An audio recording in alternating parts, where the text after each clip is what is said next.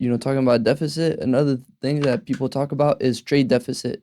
So, for That's example, that's matters, and there I differ with MMT. okay, well Yeah. that's why I wanted to ask because MMT on talks about trade deficit and they take this example of the US and China that, you know, people are saying there's a massive trade deficit and it's seen as a negative, but then MMT are saying, hold on, no, it's actually a good thing. We're getting all their stuff. I think that's garbage. That's one part of MMT that I'm quite critical of, and I always have been, because that comes out of a line from Warren Mosler in the seven uh, deadly deadly frauds, I think he calls it. And that was when he was running for election in America. Like he came up with the sensible idea: the government doesn't tax to spend; it spends to tax.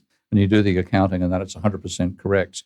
But his argument about the deficit, trade deficit, said, "Oh, we're sending them pieces of paper, and we get goods back." Now, there's so many ways I can run a Titanic through that bloody argument. One is that if it was true, then there should be controls on trade deficit countries. Okay? Because if it was true that running a trade deficit was a good thing, what's the aggregate trade deficit? It's zero. Okay? So one country running a trade deficit damages another that's forced into running a trade surplus. So if that was genuinely true, they should have come up with rules to restrain how large trade deficits should be. No, they don't. They waffle on about sovereign money and impacting the value of your currency, but they still make the basic case that a trade deficit is a good thing. You know, exports are a cost, imports are a benefit, that sort of thing. Secondly, it denigrates the importance of money when the other arguments they make talk about money being an important part of an economy. So that alone is a bit crazy. And then when you look at the argument, it fundamentally asserts that a country running a trade deficit will benefit because it gets all these goods, which the country running a trade surplus loses because it's giving the goods away and getting pieces of paper back. Well, if that were true, then the country that's getting the goods should be growing more rapidly than the one that's giving them away. But look at China. You compare China to America. China's annual rate of economic growth has been over 10% per annum. America's is about 2%. So America's running a trade deficit. China's running a trade surplus. There's something wrong with the argument. And what I make my little a lot of Warren stuff is based on analogies. So he uses the analogy to a football stadium for money being tickets to a football stadium, or tickets for kids to get them to do chores and stuff like that. So his analogy about trade is, so it's better to receive than it is to give. So if we give pieces of paper and get goods back, we're coming out ahead. The other side is losing. Well, I can make another analogy. It's better to lie in a beanbag than it is to go to the gym. Okay? But if you spend 40 years lying in a beanbag and somebody else spends 40 years going to the gym, I know I'm going to back in a fight. Okay? Now, in a sense, when you're doing exporting more than you're bringing back in imports, you're getting funds that you then reinvest. Now, Warren will say that the government, that's just a policy mistake by the government. The government could create that money anyway without having to do an export surplus. And it's true, when you do the numerical stuff, the impact of a trade deficit, is the same as the government running a surplus. Okay? Also, a trade surplus is the same as the government running. Hang on, the words are meaning in different directions. Government running a deficit is like having an export surplus. Okay? So you're saying, well, the government's just not creating enough money. But the thing is, when you have a country like Japan exporting cars to America, what it's doing with that, when the revenue comes back, the revenue doesn't go to all Japanese people. It goes to Toyota and Mitsubishi and so on, and it enables them to invest and expand their production capability so the cars get better over time. So in that sense, it's not the same as saying swapping government money for a export surplus, you'd have the same effect. No, if the government created more money to go to everybody in the economy, it wouldn't necessarily improve your technological capabilities. But the export surplus of companies like Toyota and so on are why Japan industrialized so rapidly. And that's what China is doing now. So the money made by export surplus goes specifically to the companies doing the exporting, and they improve their technological capabilities quite dramatically. And because you're running an export surplus, you have a higher level of utilization of your capital equipment. they use. It's just a silly argument by Warren. Okay? Yeah. If it was true, China would have grown far more slowly than America. Well, it hasn't. Yeah, that's what it didn't make sense to me.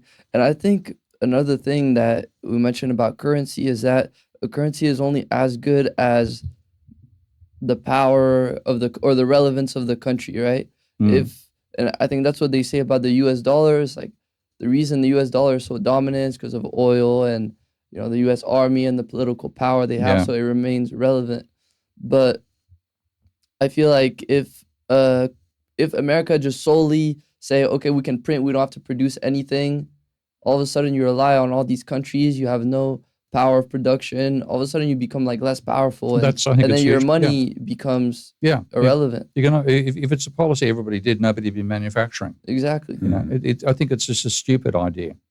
And like if you look at what Keynes argued in terms of the bank law, his idea was to limit trade surpluses, because you saw trade surplus countries.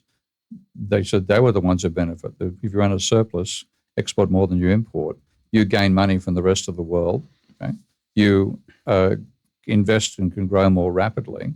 You're actually undermining the countries running a trade deficit. So he tried to limit trade surpluses and deficits to no more than 2 or 3% of GDP. And he had rules about countries running a trade surplus. He required them to then pay interest on their surplus, and that was transferred to developing countries. So Keynes' argument was the opposite of what Warren is making. So I think it's just Warren is wrong. Okay? And if you do, there are some countries which are forced into export dependency. So if you're exporting, agricultural commodities, if you're forced to export cash crops rather than produce stuff domestically, there are countries caught in that sort of trap. I'm thinking really of countries using manufacturing to sell manufactured goods on the global market and take effectively the money they take back in has to be converted into domestic currency, but it therefore means you've got a high level of investment. You reinvest that money, your technological level advances more rapidly than the country running a trade deficit. And if you look at America versus China over the last 40 years, which is the most extreme example of that, it's pretty obvious who's benefited, and it's not America. I saw recently BRICS had a meeting, and I saw that they want to create their own currency. Have you seen that? Yeah. Do you think that would be successful? What is the relevance if they do? It's getting away from the American dollar being dominant for international trade. And that to me has been a huge distortion of the global financial system. And it also, when you have a domestic currency being used for international trade, it strengthens your currency because everybody has to buy your currency, but it weakens your manufacturing sector because you have a cost disadvantage. Your dollar's overvalued. So it pushes your country towards being financialized, which is what happens with America. So I think it's a very destructive thing that you had an American currency being used. Destructive for who? Destructive American manufacturing sector. American manufacturers can't compete with countries that don't have an overvalued exchange rate. So it helps the financial sector. Okay, the financial sector becomes very strong, but you weaken your manufacturing sector. What the BRICS are talking about is a international a currency based on a basket of commodities, not using the ruble or the yuan for international trade. So they're avoiding the worst effects of the American system. And the Americans, typical Americans, they've politicized it. So they blocked access to SWIFT for Russia at one point, saying because the SWIFT system is tied up with the American dollar, and they weaponized that system. So it's basically saying the BRICS, well, you better produce your own alternative system, which is what they're doing.